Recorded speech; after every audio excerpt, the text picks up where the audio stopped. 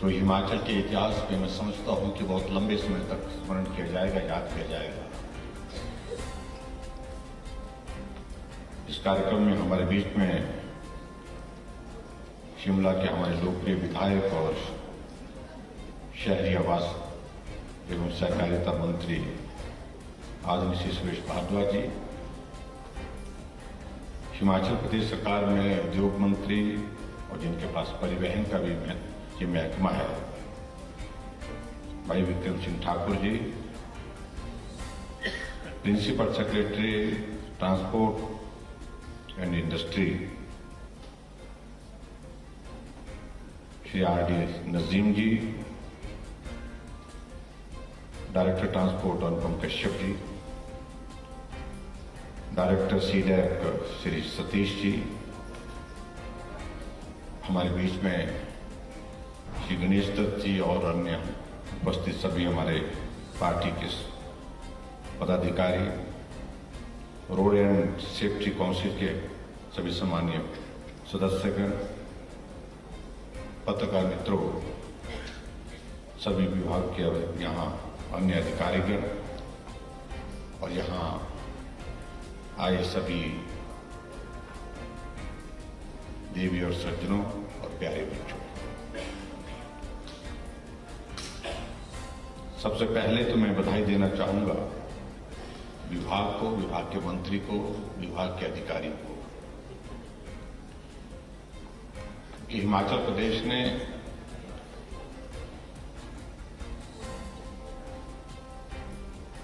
एक नया इनिशिएटिव लेते हुए vehicle location tracking device and emergency panic button system and command centre की इस तरह की एक शुरुआत की जो संभवतः पूरे देश भर में किसी राज्य ने शुरुआत करने के बाद सफलता अगर हासिल की तो उसमें हिमाचल प्रदेश पहले नंबर पर इस बात की मदद।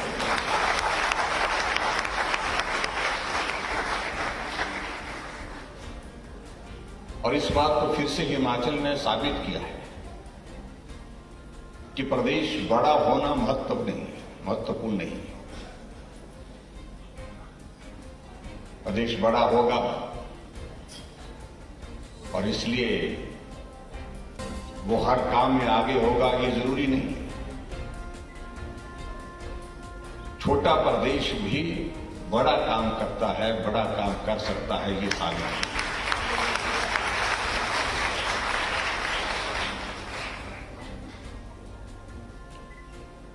निश्चित रूप से इस बात को हमको स्वीकार करना होगा कि टेक्नोलॉजी ने एक बहुत बड़ा महत्वपूर्ण रोल आज की इस दुनिया में जो है वो निभाना शुरू किया है। और हमें इस बात की प्रसन्नता है कि हमारे देश के यशस्वी प्रधानमंत्री नरेंद्र भाई मोदी जी हमेशा टेक्नोलॉजी को प्रमोट करने के लिए प्रयत्नशील रहते हैं।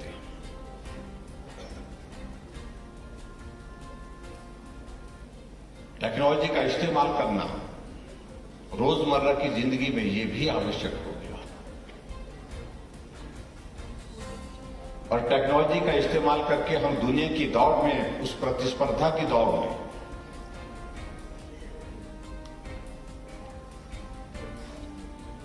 अपने आप को कैसे शामिल कर सकते हैं, शामिल ही नहीं हम उसमें अग्रणी कैसे हो सकते हैं, इस बात पर भी काम करने की आज की तारीख में आवश्यकता है। और उस दृष्टि से एक बहुत बेहतरीन शुरुआत ये हिमाचल प्रदेश में हुई है, उसके लिए मैं विभाग के इस इनिशिएटिव को बहुत बहुत बधाई देता हूं।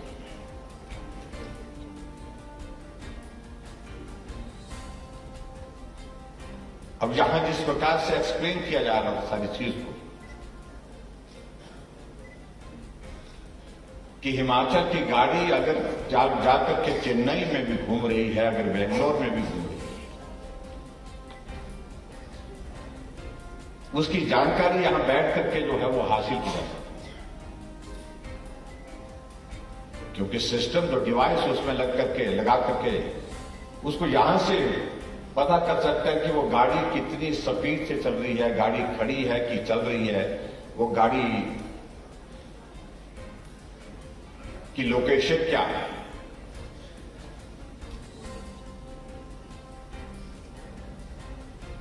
ये टेक्नोलॉजी का एक बहुत बड़ा एक जीता जागता सबूत हमारे सामने, जिसको आप लोगों ने प्रेजेंटेशन के माध्यम से यहां पर देखा।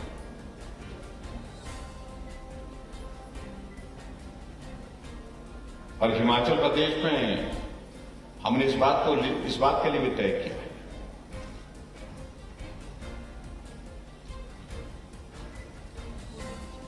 हमने सचिवालय में भी एक व्यवस्था तय कर दी है, उसके लिए हमारी वो बिल्डिंग बनकर के तैयार हो रही है, जहां कंट्रोल एंड कमांड सेंटर जो है एस्टैब्लिश किया जाएगा।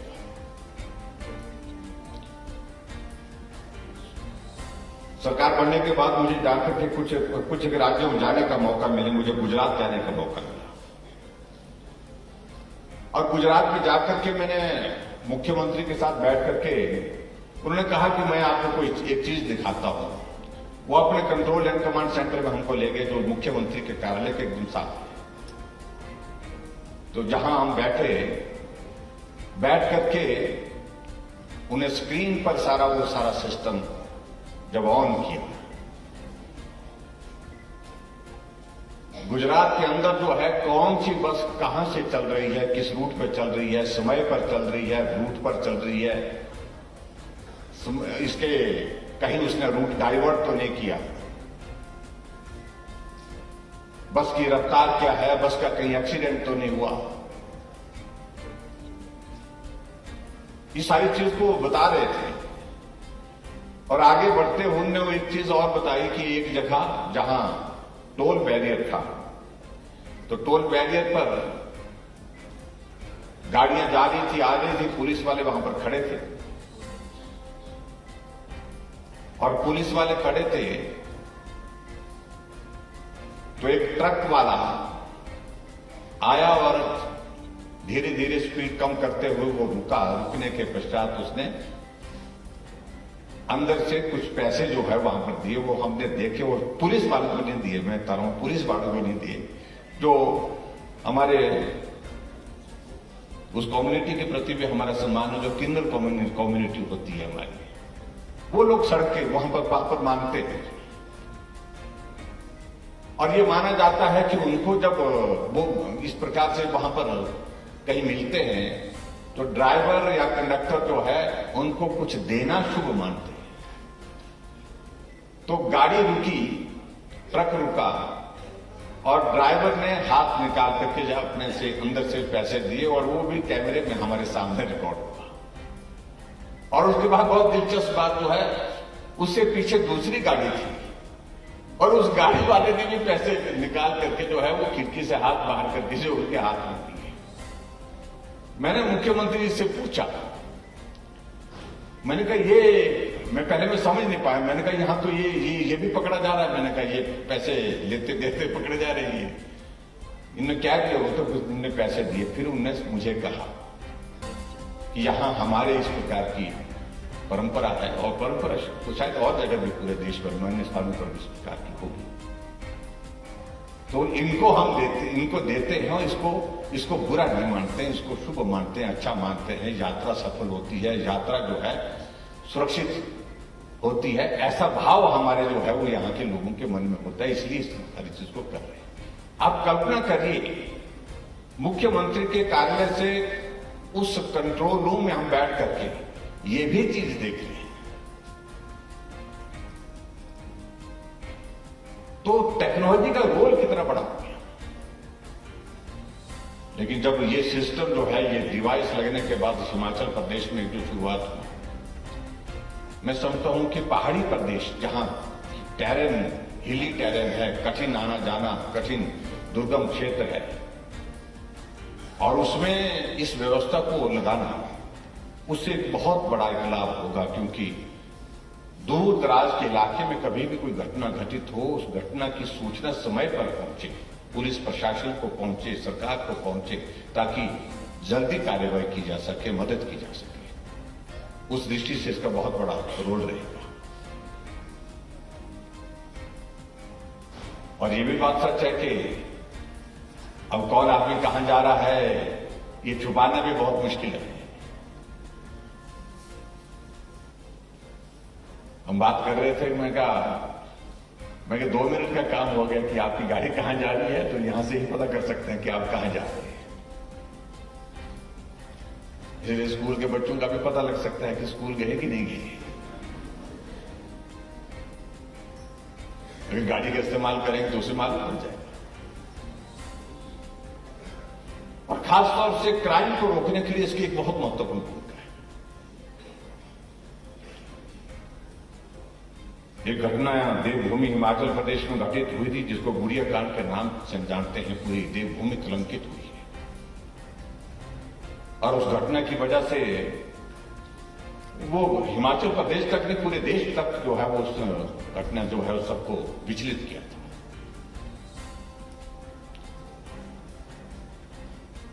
उसके बाद हमारी एक भावना है कि हमारे बच्चे, हमारी बेटियां जब भी जाती हैं वो सुरक्षा, हालांकि देवभूमि हिमाचल प्रदेश में यहां घटनाएं बहुत ज्यादा घटित नहीं होती, लेकिन फिर भी घटित होने की संभावना हमेशा बनी रहती है। हमारी सरकार बनने के बाद पहला कैबिनेट की निर्णय हमने कहा कि हम गुड़िया हेल्पलाइन शुरू करेंगे, और हमने हिमाचल प्रदेश में गुड़िया हेल्पलाइन शुरू की। और उस हेल्पलाइन के माध्यम से भी बहुत बड़ी संख्या में जिस बच्ची को मदद करने की जरूरत थी उसको मदद पहुंचाने की कोशिश की है, सफलतापूर्वक। और इसमें जो खासतौर से जो बटन है, जो पैनिक बटन जिसका जिक्र कर रहे थे, उसको दबाने से एकदम जो है उसका मालूम पड़ जाएगा कि कहां किस गाड़ी में इस प्रकार की कोई घटना जो है वो घटित, और एकदम जो है प्रशासन जो उस पर कार्रवाई कर सकता है।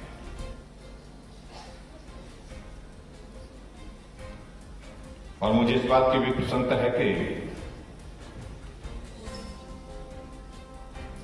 इस इनिशिएटिव के माध्यम से सबसे इंपॉर्टेंट चीज जो हमारे, क्योंकि पहाड़ में कहीं घटना घटित होती है, एक्सीडेंट होता है, जब रेस्क्यू ऑपरेशन होता तो कई बार रेस्क्यू ऑपरेशन के लिए जो है उसके लिए जो है वो सूचना में ही विलंब हो जाता है, देर हो जाती है।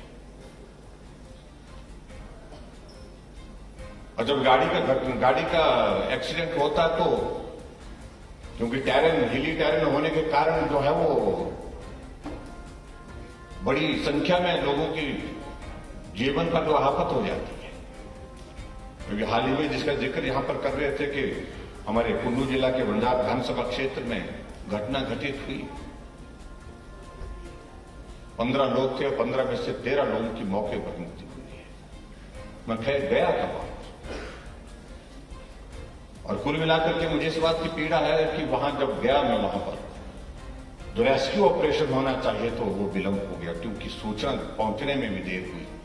लेकिन वहां पर सबसे इंपॉर्टेंट चीज थी कि इमीडिएटली गाड़ी इस प्रकार से गिरी थी, छत उसकी नीचे थी बस की, और जो बॉडी उसके जो टायर वगैरह सारा उसका जो है वो वेट ऊपर था, लोग नीचे फंस गए उसके, और वो चाहे बच सकते थे अगर वहां पर तुरंत जो है वो मशीन हमारे पास उस गाड़ी को उठाने के लिए होती।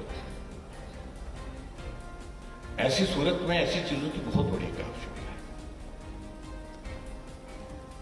और मैं उम्मीद करता हूं कि इस टेक्नोलॉजी के माध्यम से इसमें बहुत बड़ा एक रोल रहेगा, और हम लोगों की जिंदगी को सुरक्षित बचाने में भी भगवान करे घटना घटित ही ना हो, लेकिन फिर भी अगर इस तरह की घटना घटित होती है तो निश्चित रूप से हम उसमें उनकी जिंदगी को बचाने के लिए काम कर सकें, जल्दी तुरंत कार्रवाई कर सकें, इस बात को भी ये मददगार होगा।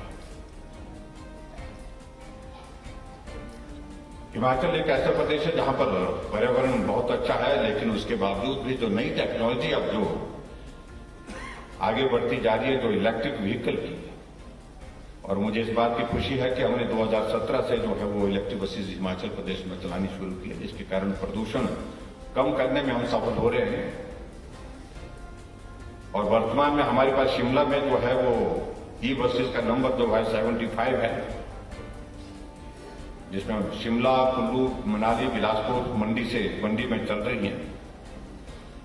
और अगस्त के महीने में हम और 22 जो है वो और एडिशनल बसेज जो है वो इस तरह की जो ई बसेस की शुरुआत कर रहे हैं, जो शिमला और धर्मशाला और 20 वर्ष धर्मशाला से, और इस तरह से कुल मिलाकर के हिमाचल प्रदेश में ई बसेस को भी हम प्रमोट करने की कोशिश कर रहे हैं, क्योंकि उसमें थोड़ा टेक्निकल कुछ चीजें हैं, क्योंकि उसमें चार्जिंग पॉइंट्स जो है वो निर्धारित करने होते हैं, तो उसके लिए सारी व्यवस्था अभी तक चली है। आने वाले समय में वो व्यवस्था हमारी ठीक प्रकार से हो पाएगी, ऐसा मैं उम्मीद करता हूं। ट्रांसपोर्ट के सेक्टर में, क्योंकि हिमाचल एक ऐसा प्रदेश है यहां पर हमारे पास ट्रांसपोर्ट का सबसे बड़ा जरिया जो है, यातायात का सबसे बड़ा जरिया क्या है, वो सड़क मार्ग। सड़क मार्ग में हम क्या कहते हैं, सड़क मार्ग में क्या है, वो बड़ा जरिया जो है वो हमारी बसेज है, HRTC बसेज है, चाहे वो प्राइवेट बसेज है। उनके बहुत, यानी कि एक दिन भी अगर हमारी HRTC रुक जाती है तो जिंदगी रुक जाती है एक तरह की हिमाचल की, क्योंकि और कोई माध्यम नहीं है। दूसरे माध्यम है तो प्राइवेट व्हीकल में बहुत कम लोग जा पाते हैं, तो इसलिए HRTC को हमेशा हमें प्रमोट करने के लिए, लोगों को हमारे आने जाने की सुविधा बेहतर हो, उस दृष्टि से सदैव प्रयत्न किया है। जब कोविड का संकट आया था तो हमारे प्राइवेट बस ऑपरेटर जो है बहुत संकट में थे, चाहे वो स्टेज कैरियर के हैं, चाहे वो कॉन्ट्रैक्ट कैरियर के हैं। एजुकेशन इंस्टीट्यूशन की बसेज थी, हमने उसमें टोकन टैक्स, SRT, PGT में जो है उसमें हमने 1 अप्रैल 2020 से 30 सितंबर 2021 तक जो है वो हम 100% हमने छूट दी। और जब जिस प्रकार का जिक्र कर रहे थे हमारे ट्रांसपोर्ट मंत्री, 164 करोड़ रुपए की प्रदेश सरकार की ओर से बसों को मदद, उनको ट्रांसपोर्टर्स को मदद की, इसलिए मदद की क्योंकि उन्होंने कोविड के दौरान जो है बहुत संकट झेला है। और इस बात को भी मैं आपके बीच में जरूर कहना चाहूंगा कि जो एक प्रयत्न हमारी सरकार की ओर और भी, जो हमारे सड़कों के जो नियम है, यातायात के हमारे जो नियम है, उसमें जानकारी का अभाव ना रहे, इसलिए 6ठी क्लास से आगे के लिए बच्चों को लिए जो है उसमें हमने जो 10वीं तक के बच्चों के लिए उसको सिलेबस में भी हमने उसको जोड़ने की कोशिश की है। और आने वाले समय में बच्चों को स्कूल में बसों के ही नहीं, सारी ट्रांसपोर्ट के हमको कैसे यातायात के जो नियमों की जानकारी हो सके, उस बात को भी हम सुनिश्चित कर रहे हैं, ताकि बच्चा पैदल चल रहा है तो उसको किस प्रकार से नियमों का पालन करना है। अगर गाड़ी में भी चल रहा है तो वो भी, अगर किसी को जानकारी का अभाव है, अगर चालक को अभाव है तो बच्चा भी उसको बता सकता है कि भाई इस प्रकार से चलिए, यहाँ कहाँ रुकना है, स्टॉपेज पे कहाँ रुकना है, कहाँ, और जो उसके साथ साथ में स्पीड को कैसे किस प्रकार से ज्यादा नहीं करना है, सारी चीजों को लेकर के, तो उस दृष्टि से भी मुझे लगता है कि उसका एक बहुत बड़ा एक लाभ रहेगा, ऐसा मैं उम्मीद करता हूं।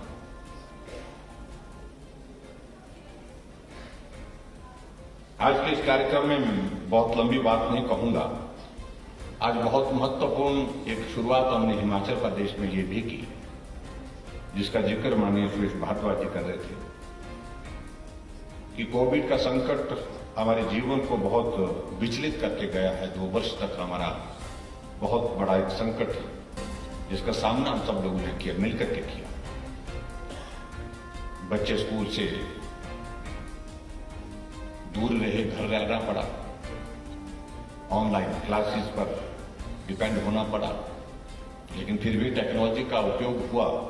बच्चों को पढ़ने की एक सुविधा जो है घर बैठे भी उस प्रकार से मिल सकी, लेकिन फिर भी उसके बावजूद हमको इस बात को स्वीकार करना पड़ता है कि बच्चों की पढ़ाई प्रभावित हुई है। अभी आदरणीय प्रधानमंत्री जी ने जिस प्रकार से कोविड के इस पूरे संकट को मैनेज करके जो है पूरे देश को एक हौसला दिया, हिम्मत दी, उस दृष्टि से मैं ये जरूर कहना चाहता हूं कि आदरणीय प्रधानमंत्री जी का हम हृदय से आभार व्यक्त करते हैं। इस संकट से बचने के लिए जो वैक्सीन उन्होंने फ्री ऑफ कॉस्ट पूरे देश के लिए दी,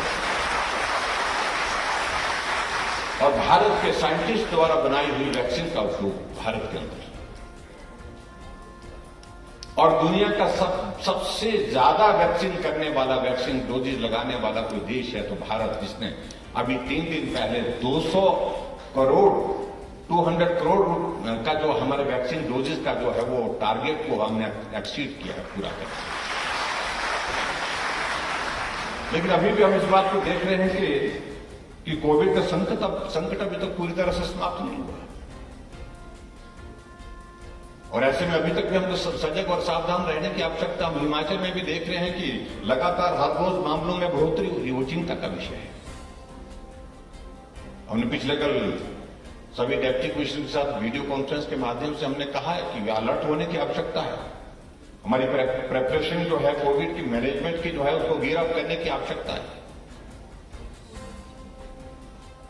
और इसीलिए आदरणीय प्रधानमंत्री जी ने एक और शुरुआत की जो पूरे देश भर के लिए जो बहुत बेहतरीन शुरुआत पिछले दिनों से आपने सुना होगा कि अमृत महोत्सव का जिक्र हो रहा है।